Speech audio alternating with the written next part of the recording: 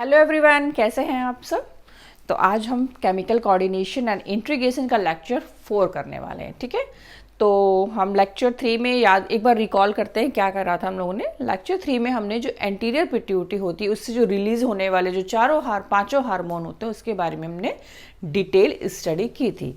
अब हम करने क्या वाले, पोस्टीरियर पिट्यूटरी का क्या फंक्शन है, कहाँ से हार्मोन रिलीज हो रहे हैं।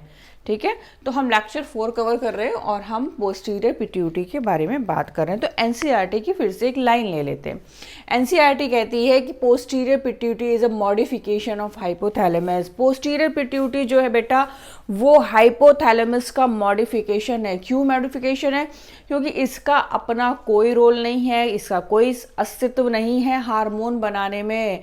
ये केवल क्या करती है, हाइपोथैलेमस को हार्मोन बना के देता है और ये सिर्फ रिलीजिंग फैक्टर का काम करती है, हार्मोन को रिलीज करती है with the help of exocytosis mechanism. Exocytosis की हेल्प से ये क्या करती है, सेल से हार्मोन को बाहर रिलीज कर देती, लेकिन बनाती नहीं है।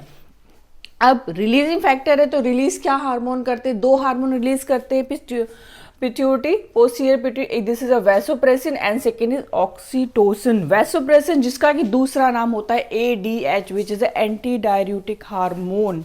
ठीक है, कहाँ से रिलीज होते हमने बताया था कि जो आपकी पोस्टीरियर पिट्यूटरी है इसके पास दो न्यूक्लियाई होते हैं, याद होगा आपको।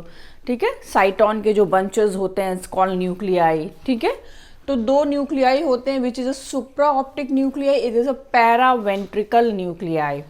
ठीक है, तो जो सुप्रा ऑप्टिकल न्यूक्लियाई है वो वैसोप्रेसिन का सेक्रेशन करता है। ठीक है, और यहाँ पे क्या होता है, जो सेकेंड हार्मोन है विच इज अ ऑक्सीटोसिन, और ये जो है कहाँ से रिलीज होता है, पैरावेंट्रिकल जो न्यूक्लियाई होता है वहां से रिलीज होता है। तो पोस्टीरियर पिट्यूटरी के पास दो न्यूक्लियाई हैं, सुप्रा ऑप्टिकल एंड पैरावेंट्रिकल, और इन दोनों से जो हार्मोन रिलीज होते, याद रखना रिलीज होते, मैंने कभी नहीं बोला कि सिंथेसिस होता है। Synthesis only in hypothalamus because posterior pituitary have no self appearance. ठीक है, जो भी कुछ बन रहा है वो हाइपोथैलेमस में बन रहा है।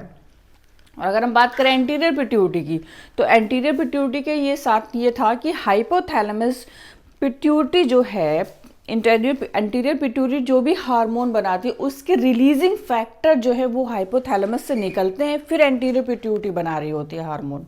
ठीक है, तो याद रखना इसको।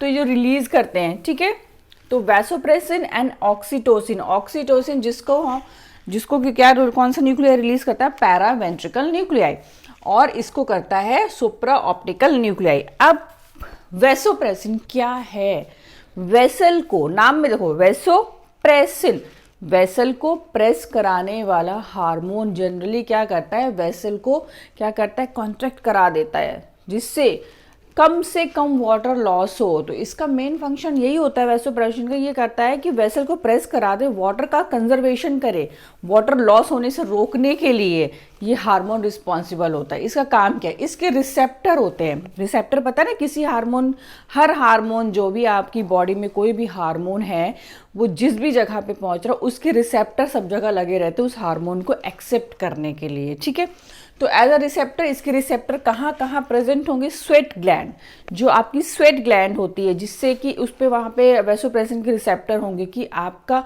जब बहुत ज़्यादा समर का या ह्यूमिडिटी वाली कंडीशन हो तो आपकी बॉडी से स्वेट के थ्रू कम से कम वाटर जो है वो लॉस हो। ठीक है, वो इसका काम होता है। तो ये ना वाटर कंजर्विंग हार्मोन भी बोलते हैं इसको, वाटर कंजर्विंग हार्मोन। ठीक है, इसके जो रिसेप्टर है कहाँ, ब्लड वेसल्स हैं हमारे जो, उसके ऊपर भी यहाँ पे वैसोप्रेसिन के जो रिसेप्टर प्रेजेंट होते हैं। इसके अलावा नेफ्रोन में आपकी ना distal convoluted tubules and convoluted tubules, ये दो जो ट्यूब्यूल्स होती हैं नेफ्रॉन में, वहाँ भी इनके हार्मोन, तो अब खुद देखो ना, जहाँ जहाँ भी इनके हार्मोन के रिसेप्टर प्रेजेंट है वो सिर्फ वाटर कंजर्वेशन का काम करेंगे कि बॉडी से एक्सेस अमाउंट में वाटर का सेक्रेशन ना हो।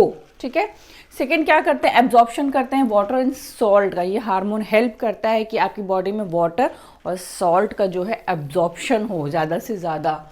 और hyposecretion of ADH, hyposecretion of ADH जो एडीएच हार्मोन है वो कम से कम सेक्रेट हो, because this are responsible for diabetes insipidus. ठीक है, तो ये कैरेक्टर हैं वैसोप्रेसिन को, इनको अच्छे से याद कर लेना। ठीक है, सेकेंड बात करें कि हम ऑक्सीटोसिन क्या है, जैसे पैरावेंट्रिकल न्यूक्लियाई से रिलीज होता है। इसका मेन काम होता है कंट्रोल कराना ऑफ स्मूथ मसल जो है उसमें कॉन्ट्रैक्शन कराना। यहाँ पे गलती से कंट्रोल लिख दिया है, इससे कॉन्ट्रैक्शन होता है, कॉन्ट्रैक्शन ऑफ स्मूथ मसल। जितनी भी स्मूथ मसल्स हमारी बॉडी में उनमें कॉन्ट्रैक्शन कराने का काम करता है। ठीक है, तो कहाँ पे कहाँ, जैसे कि मेमोरी ग्लैंड में कॉन्ट्रैक्शन हुआ, मिल्क इजेक्शन हो गया, मिल्क बाहर निकल गया। सेकेंड है यूट्रस बर्थ, बेबी के बर्थ के टाइम पे यूट्रस में कॉन्ट्रैक्शन कराता है तो बेबी डिलीवर हो जाता है, इसीलिए इसको बर्थ हार्मोन भी बोलते हैं। ठीक है, oxytocin and vasopressin both are, अब देखो नीट का क्वेश्चन कहाँ से आएगा कि which hormone is synthesis in hypothalamus. अब तुम कंफ्यूज हो जाओगे, अरे ये तो पोस्टीरियर पिट्यूटरी के हार्मोन है, लेकिन नहीं, ये पोस्टीरियर पिट्यूटरी के रिलीजिंग हार्मोन है, सिंथेसिस हार्मोन नहीं है। सिंथेसिस हार्मोन तो ये हाइपोथैलेमस के हैं। ठीक है, चलिए आगे बढ़ते हैं हाइपोथैलेमस के बारे में।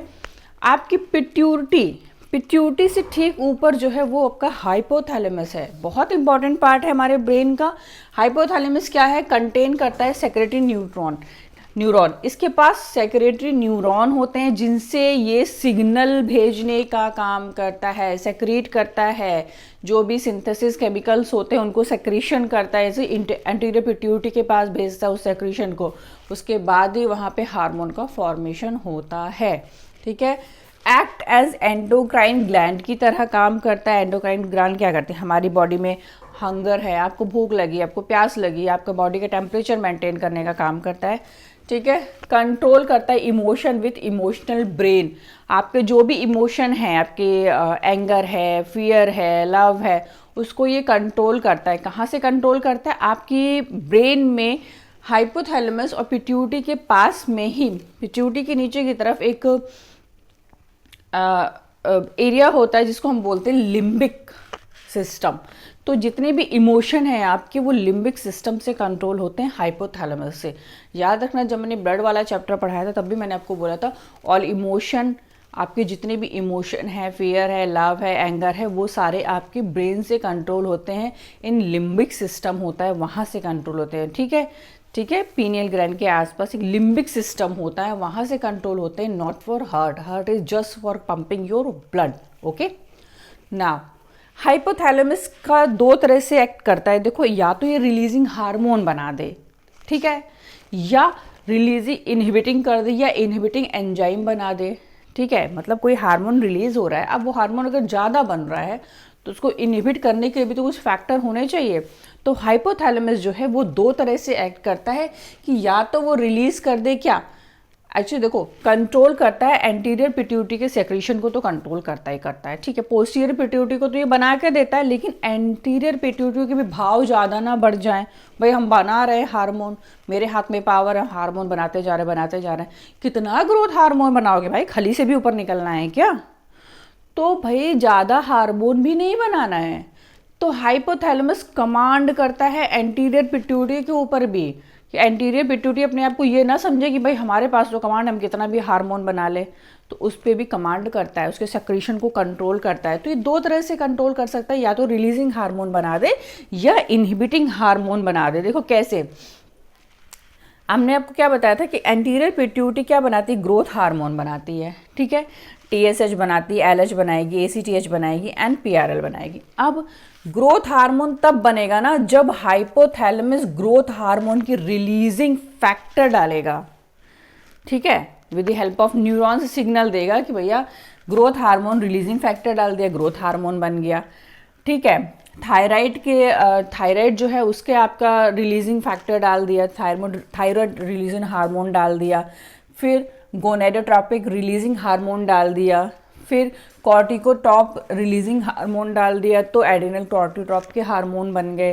ठीक है, PRH प्रोलैक्टिन रिलीजिंग हार्मोन डाला, तब जाके बेटा प्रोलैक्टिन बना। तो सबके अपने अपने रिलीजिंग फैक्टर रिलीज करता, उसके बाद ही आपके रिलीजिंग हार्मोन फैक्टर जब आ जाते हैं तब एंटीरियर पिट्यूटरी को सिग्नल मिलता है, फिर ये अपना हार्मोन बनाना शुरू। अब भैया अगर ग्रोथ हार्मोन ज़्यादा बन जाए तो तुरंत तुरंत क्या होगा, इनहिबिट कर देगा, हाइपोथैलेमस तुरंत क्या करेगा, सोमैटोस्टैटिन बना देगा। याद रखना सोमैटोट्रॉप नहीं है, ग्रोथ हार्मोन का दूसरा नाम है सोमैटोट्रॉप। यहाँ पे मैं बात कर रही हूँ सोमैटोस्टैटिन, तुरंत सोमैटोस्टैटिन आ जाएगा। सोमैटोस्टैटिन क्या करेगा, ग्रोथ हार्मोन के फंक्शन को सप्रेस कर देगा कि हम बस अब बस करो, बहुत हो गई तुम्हारी मनमानी, ठीक है। इसी तरह से हम बात करें कि PRH दैट मीन्स प्रोलैक्टिन जब बहुत ज़्यादा बन रहा होगा बॉडी में तो वहाँ पे डोपामाइन आ जाएगा, ठीक है। डोपामाइन उसके फंक्शन को सप्रेस कर देगा। तो ये दे आर इनहिबिटिंग हार्मोन। अब इन तीनों की बात करें हम, थायराइड की, गोनेडोट्रैप में LH-FSH की एंड एडिनोकॉर्टिट्रोपिक के हार्मोन की, तो बेटा ये कौन सा इनहिबिशन शो करते हैं, these are a feedback inhibition. NEET में क्वेश्चन आएगा कि which hormone show as a feedback inhibition. तो फीडबैक का मतलब होता है जब ये हार्मोन बॉडी में ज़्यादा बनने लगे, TSH, LH एंड ACTH, तो ये खुद ही अपने आप को सप्रेस करने लगते हैं कि ज़्यादा हो रहा है ना मेरा। अब बस कुछ लोग होते हैं ना बहुत ज़्यादा जबरदस्ती करने लगते हैं तो खुद ही उनको लगने लगता है कि बहुत ज़्यादा हो रहा है, तो ये हार्मोन है ना, ये फीडबैक इनहिबिशन करते हैं। दैट मीन्स कि इनको लगने लगता है यार अब हम ज़्यादा बन रहे हैं, ओवर ना करो ज़्यादा, तो खुद ही अपने आप को सप्रेस कर लेते हैं। लेकिन ये जो दो हैं, ग्रोथ वाला और प्रोलैक्टिन, इनके लिए स्पेशल लोग आते हैं उठाने के लिए इनको, तो वो है क्या, सोमैटोस्टैटिन एंड PRL के लिए डोपामाइन। तो क्वेश्चन आएगा which hormone is a birth hormone, which is a NEET concept. Memory gland के कॉन्ट्रैक्शन के लिए कौन सा हार्मोन रिस्पॉन्सिबल है, तो घुमा के क्वेश्चन पूछा, ये भी नीट का PYQ है। तो कौन सा है, विच इज अ ऑक्सीटोसिन, क्योंकि ये एक्ट करता है as a contraction of smooth muscle. एक क्वेश्चन और आएगा कि ऑक्सीटोसिन जो है कहाँ से, कौन से न्यूक्लियाई से रिलीज होता है, ऑप्शन में लगा देगा, ठीक है, which is a paraventricular nuclei. NEET का कॉन्सेप्ट है बेटा, याद कर लेना। रिसेप्टर पूछ लेगा, रिसेप्टर ADH के रिसेप्टर कहाँ कहाँ होते हैं, which is a sweat gland. NEET का क्वेश्चन है DCT, this is a question of NEET, PYQ बनेगा PYQ, ठीक है। लिम्बिक पार्ट ऑफ इमोशन बेम, यहां से क्वेश्चन आ सकता है। Control emotion with emotional brain, emotional brain is a part of limbic system, this is also a PYQ of NEET. तो ये सारे इंपॉर्टेंट क्वेश्चन हैं, इनको प्लीज प्लीज प्लीज याद रखना। सुप्रा ऑप्टिक न्यूक्लियाई से वैसोप्रेसिन हार्मोन रिलीज होता है, ये भी नीट का क्वेश्चन है, ठीक है। तो ये सारे आपके नीट के PYQ। इसी के साथ में लेक्चर 4 इज कंप्लीट। नया लेक्चर लेके आएंगे लेक्चर 5, अभी खत्म नहीं हुआ ये वाला, ठीक है। तब तक के लिए बाय बाय।